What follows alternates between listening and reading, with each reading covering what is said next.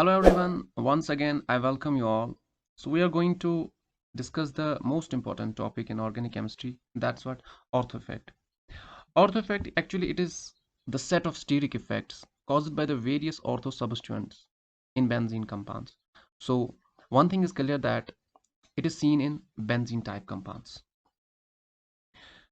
तो अगर हम बात करेंगे ये एक सेट है.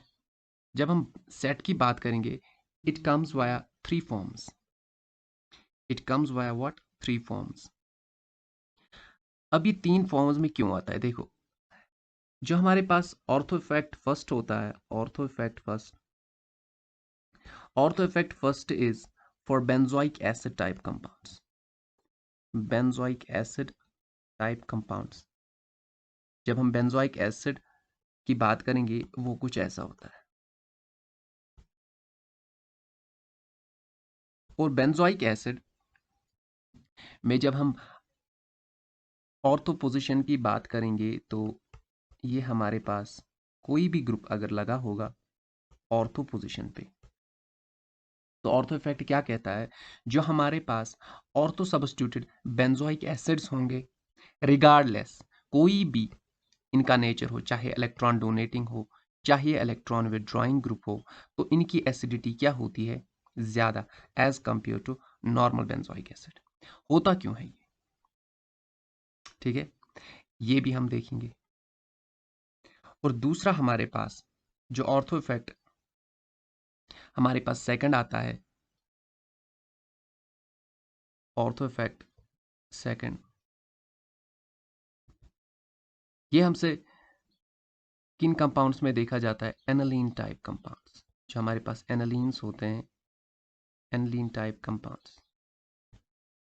और अगर हम देखेंगे एनालीन कुछ ऐसे होता है.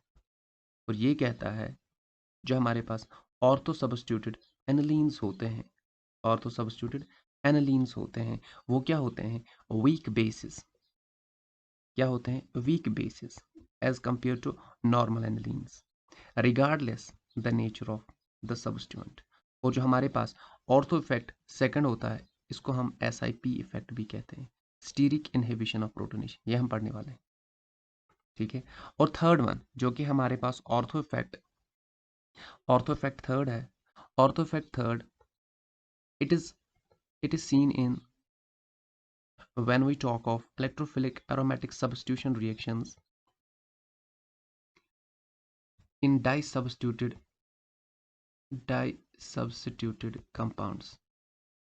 वहां पे हमें क्या देखना होता है? अगर हमारे पास ऑलरेडी दो ग्रुप्स होंगे और हमें देखना होगा कि ये ग्रुप 1 है, ये ग्रुप 2 है, इनकमिंग इलेक्ट्रोफाइल किस पोजीशन में आएगा, यानी कि हमें देखनी है रेजियोकेमिस्ट्री. तो ये हम पढ़ेंगे जब हम इलेक्ट्रोफिलिक एरोमेटिक सब्स्टिट्यूशन रिएक्शंस पढ़ेंगे. ये पार्ट हम वहीं पे क्लियर करेंगे. ठीक है. तो हमें फोकस फिलहाल करना है ऑर्थो इफेक्ट फर्स्ट पे और ऑर्थो इफेक्ट सेकंड पे. अब इनको समझना कैसे है? देखो, अगर मैं आपको नॉर्मली बताऊं, जो हमारे पास ये बेंजोइक एसिड है और यहाँ पे मैं लेता हूँ इसके साथ एक और कंपाउंड जो कि है ऑर्थोनाइट्रो बेंजोइक एसिड. और अगर मैं आपको बताऊं कि इनमें से कौन सा ज़्यादा स्ट्रांग एसिड होगा, तो आप क्या बताओगे? एसिड वही स्ट्रांग होता है जो H पॉजिटिव रिलीज करने के बाद क्या हो? ज़्यादा स्टेबल हो. और अगर हम यहाँ पे देखेंगे, तो यहाँ से हमें इलेक्ट्रॉन विड्रॉइंग ग्रुप इस नेगेटिव चार्ज को क्या कर रहा है? स्टेबलाइज कर रहा है. ठीक है, ये इलेक्ट्रॉन विड्रॉ कर रहा है. With the result this negative charge is what? Stabilised. अगर हम देखेंगे ये नेगेटिव चार्ज रेजोनेंस में भी है. और दूसरा क्या है? यहाँ से हमारे पास क्या लग रहा है? -M इफेक्ट लग रहा है इन वाले पाई बॉन्ड्स को. विद द रिजल्ट ये पाई बॉन्ड्स अवेलेबल नहीं है जाने के लिए. ठीक है. तो इससे क्या होता है? नेगेटिव चार्ज क्या होती है? Stabilise somehow. With the result अगर हम बताएंगे, जो यहाँ पे अगर हम देखेंगे, जैसे ही हम H पॉजिटिव रिलीज करवाते हैं तो हमारे पास कॉन्जुगेट बेस कुछ ऐसे हो जाती है. और ये वाली नेगेटिव चार्ज रेजोनेंस में भी है और यहाँ से भी दूसरी क्रॉस कंजुगेशन होके प्लस m दे रहा है बेंजीन रिंग किसको, इस ऑक्सीजन को इलेक्ट्रॉन्स डोनेट कर रहा है, तो इस नेगेटिव चार्ज को डिस्टेबलाइज कर रहा है, विद द रिजल्ट ये वाला जो सिस्टम है या हम कॉन्जुगेट बेस कह सकते हैं, ये क्या हो रही है, destabilise, with the result it is what, less stable as compare this. तो हमारे पास जो एसिड होगा ये ज़्यादा स्ट्रांग होगा इससे। तो यहाँ पे हमें कोई कंफ्यूजन नहीं होगी क्योंकि इलेक्ट्रॉन विड्रॉइंग ग्रुप लगा था तो हम एक्सप्लेन कर सकते थे। फाइन। अब प्रॉब्लम होगी अगर हम बात करेंगे इसी बेंजोइक एसिड की, इसी बेंजोइक एसिड की बात करेंगे किसके साथ, जब हमारे पास ऑर्थो पोजीशन पे कोई इलेक्ट्रॉन डोनेटिंग ग्रुप से CH3 लगा हुआ होगा। तो CH3 का काम क्या है, CH3 का काम है इलेक्ट्रॉन्स को क्या, डोनेट करना। जैसे ही इलेक्ट्रॉन्स डोनेट करेगा तो हमारे पास जो H पॉजिटिव रिलीज होने के बाद कॉन्जुगेट बेस होने वाली है उसमें क्या होगा, ये हमारे पास इलेक्ट्रॉन्स को क्या कर रहा है, डोनेट कर रहा है। जैसे ही इलेक्ट्रॉन्स को डोनेट करेगा तो हम ये कह सकते हैं जो ये पाई बॉन्ड है ये इजीली अवेलेबल होगा रेजोनेंस में जाने के लिए, with the result it destabilises what, destabilises the negative charge.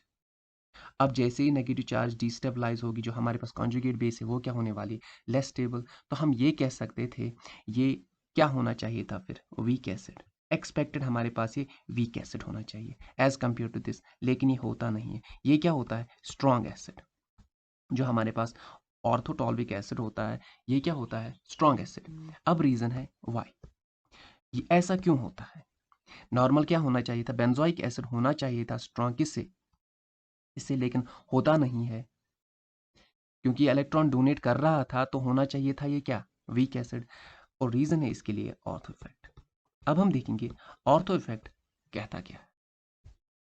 ठीक है, पहले मैं आपको इसको एक्सप्लेन करूंगा फिर आप आराम से लिखो कि होता क्या है। ठीक है, देखो जो हमारे पास अगर हम कॉन्जुगेट बेस की बात करेंगे हम यही ऑर्थोटॉल्विक एसिड की कॉन्जुगेट बेस लेंगे। फाइन।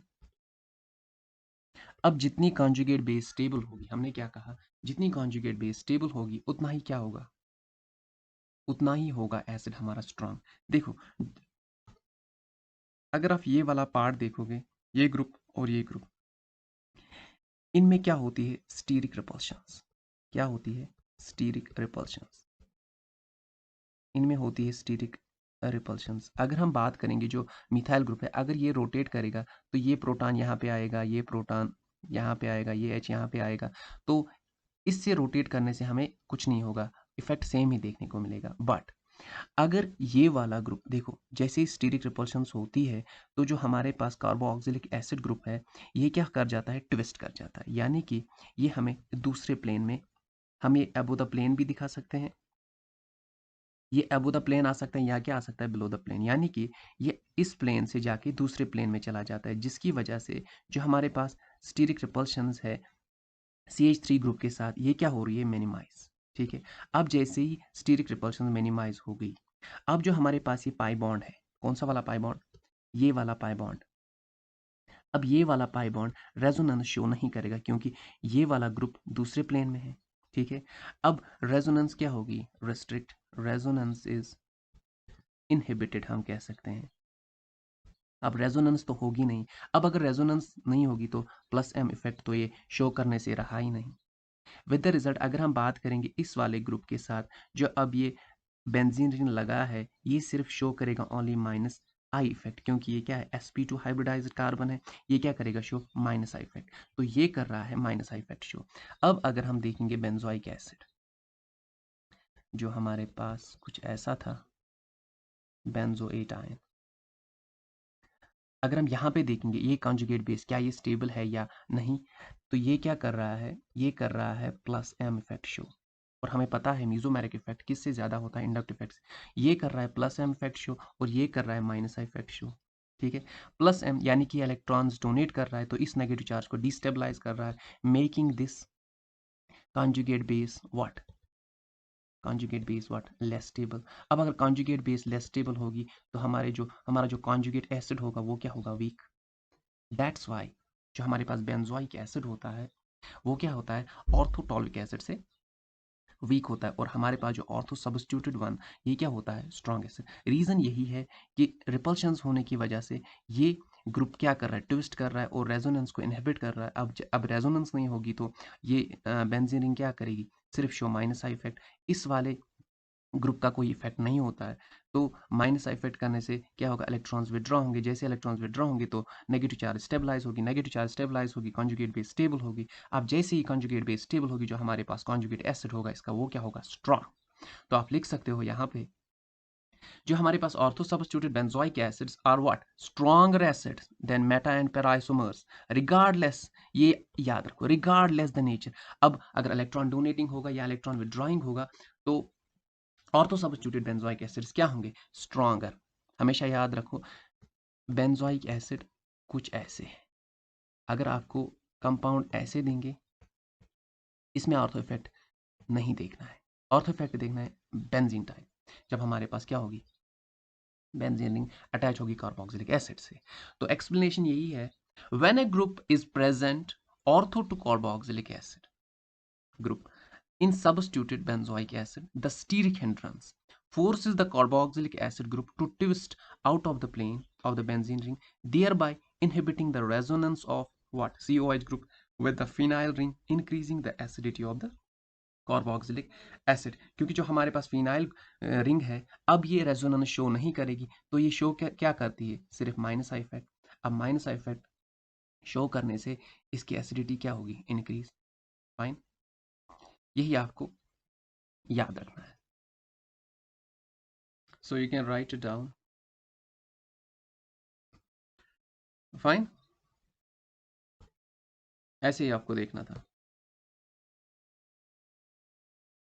अगर आपको अभी भी कंफ्यूजन हो रहा है तो आप इस वीडियो को रिपीट कर सकते हो और फिर से देख सकते हो, तो आपकी कंफ्यूजन जो क्लियर हो जाएंगे।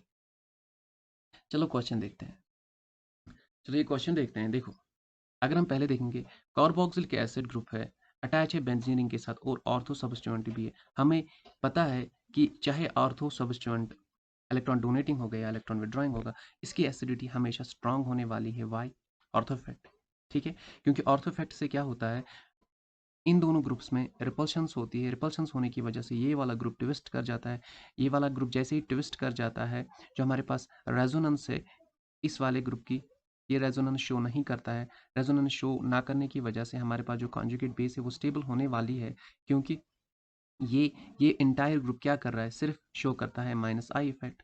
ठीक है, जिसकी वजह से ऑर्थो इफेक्ट की वजह से ये स्ट्रॉन्ग एसिड बन जाता है। अब अगर हम कंसिडर करेंगे इन वाले ग्रुप्स में, देखो यहाँ पे NO2 ग्रुप मेटा लगा है, और हमें पता है जैसे जब भी कोई ग्रुप मेटा पोजीशन पे होगा, वो सिर्फ इंडक्ट इफेक्ट शो करता है, क्योंकि इलेक्ट्रॉन विड्रॉइंग ग्रुप है, तो सिर्फ ये माइनस आई इफेक्ट शो करेगा। अगर आपने अभी वो नहीं देखा, मैंने वो वीडियो ऑलरेडी अपलोड किया है कि रेजोनेटिंग स्ट्रक्चर्स कैसे ड्रा करते हैं और कौन सा ग्रुप कब कौन सा इफेक्ट शो करता है, ये भी मैंने ऑलरेडी वीडियो अपलोड किया है, आप वो देख सकते हो। ठीक है, इन्फॉर्मेशन बटन पे आप अब वो जो इन्फॉर्मेशन बटन आ गया आपको स्क्रीन पे, उस पर क्लिक कर सकते हो और देख सकते हो। ठीक है, जिसने देखा है तो वो कंटिन्यू करेगा। तो यहाँ पे माइनस इफेक्ट है, और हमारे पास पैरा पोजिशन पे ये क्या शो करता है, माइनस एम इफेक्ट, क्योंकि इलेक्ट्रॉन पेयर यहाँ से यहाँ जाएगी। ठीक है, तो ये क्या करेगा, माइनस एम इफेक्ट। अब माइनस एम ज़्यादा है इंडक्टिव इफेक्ट से। ठीक है, तो हमारे पास जो उसके बाद स्ट्रॉन्ग एसिड होने वाला है वो थर्ड है, उसके बाद सेकंड, उसके बाद लास्ट में वो क्या, फोर्थ। ठीक है, क्योंकि इस पे कोई ग्रुप अटैच नहीं है, तो हमारे पास जो स्ट्रॉन्ग एसिड होगा वो ये है, क्योंकि ऑर्थोफेक्ट की वजह से। दूसरा जो स्ट्रॉन्ग एसिड उसके बाद हमारे पास है वो पैरा वाला है, क्योंकि इसकी कॉन्जुगेट बेस स्टेबल होगी as compare to this and this. Fine, तो ये हमारा ऑर्डर था। अब नेक्स्ट क्वेश्चन देखते हैं।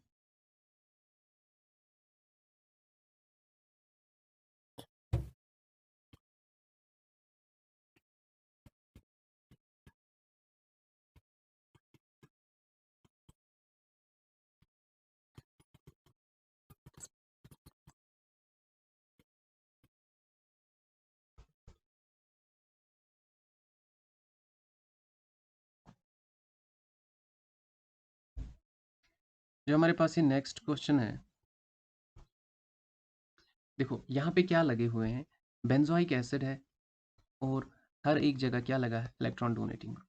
ठीक है, अब हमें पता है इलेक्ट्रॉन डोनेटिंग ग्रुप क्या करता है, डिस्टेबलाइज करता है नेगेटिव चार्ज को, यानी कि कॉन्जुगेट बेस को क्या करता है, डिस्टेबलाइज। लेकिन हमें क्या है, यहाँ पे ऑर्थो इफेक्ट लगने वाला है, चाहे इलेक्ट्रॉन डोनेटिंग ग्रुप हो चाहे इलेक्ट्रॉन विड्रॉइंग ग्रुप हो। और हमारे पास जब भी बेंजोइक एसिड ऑर्थो सब्स्टिट्यूएंट कोई भी हो, ऑर्थो इफेक्ट शो होता है। ऑर्थो इफेक्ट शो होने की वजह से सबसे स्ट्रॉन्ग एसिड यही है हमारे पास, जो हमारे पास फर्स्ट है, ये सबसे स्ट्रॉन्ग होने वाला है। ठीक है,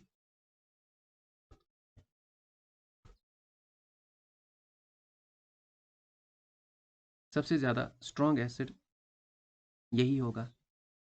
अब देखेंगे इन तीनों में कंपेयर करते हैं। देखो, अगर हम बात करेंगे जो मेटा वाला ग्रुप है, ये इलेक्ट्रॉन डोनेटिंग है। देखो नॉर्मली क्या इसके पास लोन पेयर प्लस एम में शो कर सकता था, लेकिन with respect to this meta group it shows only inductive effect, minus I effect लगेगा यहाँ पे। यहाँ पे प्लस एम लगने वाला है, जिसकी वजह से ये वाली जो नेगेटिव चार्ज है कॉन्जुगेट बेस की होगी क्या, डिस्टेबलाइज होगी। तो यहाँ पे क्या लगेगा, प्लस एम। अब जैसे ही प्लस एम लगा तो सबसे लीस्ट एसिडिक यही होने वाला है। तो थर्ड जो हमारे पास है सबसे लास्ट में आने वाला है। तो पहला भी देखना। अब हमें देखना है सेकंड और फोर्थ में, क्योंकि यहाँ पे लग रहा है माइनस आई, जिसकी वजह से कॉन्जुगेट बेस स्टेबल होगी as compare to this one. अब उसके बाद सेकंड आएगा और फोर्थ आएगा, लास्ट में क्या आएगा, थर्ड। तो ये रहेगा हमारे पास ऑर्डर। तो यहाँ पे क्या लगता है, ऑर्थो इफेक्ट, जिसकी वजह से कॉन्जुगेट बेस स्टेबल होती है। तो क्योंकि हमें पता है ये आउट ऑफ द प्लेन चला जाता है। ठीक है, तो इसकी ऑर्थो इफेक्ट की वजह से इसकी एसिडिटी सबसे ज़्यादा होती है as compare to this, as compare to this one. क्योंकि यहाँ पे प्लस एम लग रहा है तो इसकी कॉन्जुगेट बेस क्या होगी, इसकी कॉन्जुगेट बेस सबसे कम स्टेबल होगी, होने की वजह से जो इसका कॉन्जुगेट एसिड होगा वो क्या होगा, वीक होगा। तो ये वीक एसिड है, क्योंकि प्लस एम इफेक्ट शो कर रहा है यहाँ से ये ग्रुप।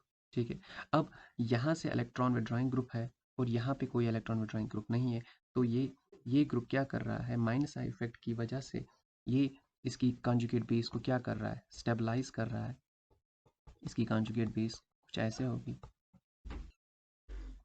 वो कुछ ऐसे होने वाली है। OCH3 ग्रुप क्या करेगा, माइनस आई इफेक्ट शो करेगा। तो ये इलेक्ट्रॉन्स को क्या करेगा, विड्रॉ करेगा। अब जैसे ही इलेक्ट्रॉन्स को यहाँ से विड्रॉ करेगा, जो ये नेगेटिव चार्ज है ये क्या हो जाएगी, स्टेबलाइज हो जाएगी as compare to this one. तो ये हमारे पास क्या होगा, इसके बाद एसिडिक होने वाला है। और ये this one third one it will be what, least acidic, least acidic. क्योंकि इसमें क्या है, प्लस एम इफेक्ट शो हो रहा है। तो इलेक्ट्रॉन डेंसिटी क्या हो रही है, इंक्रीज हो रही है। ठीक है, तो आपको यही याद रखना है, जब भी आपके पास कार्बोक्सिलिक एसिड ग्रुप होगा बेंजीन रिंग के साथ अटैच, तो आपको देखना है ऑर्थो ग्रुप पे अगर कोई भी ग्रुप लगा है, regardless nature, regardless of the nature, चाहे इलेक्ट्रॉन डोनेटिंग हो चाहे इलेक्ट्रॉन विड्रॉइंग होगा, तो आपको क्या रखना है, वो सबसे ज़्यादा एसिड। तो ऑप्शन एलिमिनेशन के बेसिस पे भी आप ये क्वेश्चन सॉल्व कर सकते हो। ठीक है, वहाँ पे ऑप्शंस दिए होंगे। तो एग्जामिनर क्या करता है, कोशिश वही करता है, इलेक्ट्रॉन डोनेटिंग ग्रुप डालता है, ताकि स्टूडेंट्स को ये याद ही ना आए कि ऑर्थो इफेक्ट लगने वाला है। ठीक है, हाँ ये बहुत अच्छा क्वेश्चन। देखो अगर हम देखेंगे कार्बोक्सिलिक एसिड ग्रुप है, अगर हम ये अगर हम ये क्वेश्चन देखेंगे, देखो दोनों में बेंजोइक एसिड है कि नहीं। अब दोनों में क्या है, ऑर्थो पोजिशन ऑक्यूपाइड है। तो ऑर्थो पोजिशन ऑक्यूपाइड होने की वजह से हमें ऑर्थो इफेक्ट दोनों में लागू हो रहा है। अगर हम पीके वैल्यू की तरफ देखेंगे, यहाँ पे पीके वैल्यू 2.98 है, यहाँ पे पीके वैल्यू 1.02 है, यानी कि यहाँ पे पीके वैल्यू कम होने की वजह से ये ज़्यादा एसिडिक होगा, it will be more acidic. और यहाँ पे पी के वैल्यू ज़्यादा होने की वजह से it will be less acidic. अब रीज़न है कि इसका रीज़न क्या होगा। देखो अब क्वेश्चन है what will be it's reason. अगर हम देखेंगे कि कॉन्जुगेट बेस, अब जिसकी कॉन्जुगेट बेस ज़्यादा स्टेबल होगी, देखो ऑर्थो इफेक्ट तो दोनों में लग रहा है। अब यहाँ पे कोई दूसरा स्टेबलाइजिंग इफेक्ट होना चाहिए जिससे हमें पता चले कि स्टेबल कौन सी होगी कॉन्जुगेट बेस। अगर हम यहाँ पे देखेंगे इस वाले कंपाउंड में, देखो यहाँ पे एक और स्टेबलाइजिंग इफेक्ट है, दैट्स व्हाट हाइड्रोजन बॉन्डिंग। तो यहाँ पे हाइड्रोजन बॉन्डिंग होने की वजह से ये कॉन्जुगेट बेस क्या हो रही है, स्टेबलाइज। अब अगर हम यहाँ पे देखेंगे तो यहाँ से एक साइड से हाइड्रोजन बॉन्डिंग है। अगर हम इसमें देखेंगे H पॉजिटिव रिलीज करके जो हमारे पास कॉन्जुगेट बेस है, इस कॉन्जुगेट बेस का क्या हाल है देखो। अगर हम देखेंगे जो यहाँ पे हमारे पास कॉन्जुगेट बेस है, एक हाइड्रोजन बॉन्डिंग यहाँ से भी हो रही है और यहाँ से भी हो रही है। तो यहाँ पे क्या बन रहे हैं, दो hydrogen bonds, two hydrogen bonds, और यहाँ पे क्या है, एक हाइड्रोजन बॉन्ड, एक हाइड्रोजन बॉन्ड बन रहा है। और हमें पता है जो हाइड्रोजन बॉन्डिंग है, hydrogen bonding, it's what, it's an stabilising effect. अब इससे क्या हो जाएगा, कॉन्जुगेट बेस ज़्यादा स्टेबल हो जाएगी। नॉर्मली अगर हम देखते ऑर्थो इफेक्ट पे, ऑर्थो इफेक्ट तो दोनों में लग रहा है। It means on the base of ortho effect we cannot compare the acidity of these two compounds. अब दूसरा फैक्टर जो हमें यहाँ पे देखना है, हमें देखना है क्या हाइड्रोजन बॉन्डिंग पॉसिबल है या नहीं है। हाइड्रोजन बॉन्डिंग के लिए क्या रिक्वायरमेंट है, 6 मेंबर्ड रिंग होनी चाहिए, 6 मेंबर्ड रिंग फॉर्म होनी चाहिए। अगर हम बात करेंगे 1 2 3 4 5 6, तो 6 मेंबर्ड रिंग बन रही है। इसकी वजह से हाइड्रोजन बॉन्ड्स पॉसिबल है, हाइड्रोजन बॉन्डिंग पॉसिबल है। तो पी के वैल्यू कम है तो ज़्यादा एसिडिक है, ज़्यादा एसिडिक हमने एक्सप्लेन किया what on the basis of hydrogen bonding. ठीक है, तो ऐसे भी एग्जामिनर क्वेश्चन पूछ सकता है। फाइन।